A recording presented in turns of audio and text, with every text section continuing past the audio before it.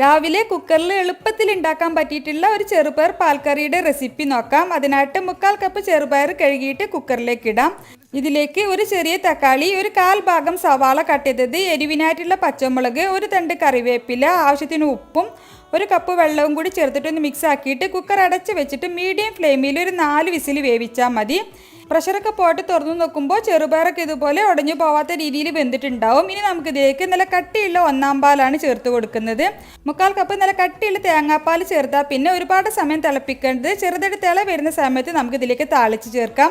അതിനായിട്ട് വെളിച്ചെണ്ണയിലേക്ക് കടുക്, കറിവേപ്പില, പിന്നെ 2 ടേബിൾ സ്പൂൺ പൊടിയായിട്ട് തന്നെ മല്ലിയില കൂടി ചേർത്തിട്ടൊന്ന് മിക്സ് ആക്കിയിട്ട് അതിലേക്ക് കറി ഒഴിച്ചിട്ട് അതൊന്ന് മിക്സ് ആക്കി കഴിഞ്ഞാൽ പിന്നെ ഉടനെ തന്നെ ഫ്ലെയിം ഓഫ് ചെയ്യാം. അപ്പോൾ ചൂടോട് കൂടിയിട്ട് അപ്പത്തിൻ്റെയും ഇടിയപ്പത്തിൻ്റെയും ചപ്പാത്തിൻ്റെയും ഒക്കെ കൂടെ കഴിക്കാൻ അടിപൊളിയായിട്ടുള്ളൊരു ചെറുപയർ കറിയാണ്.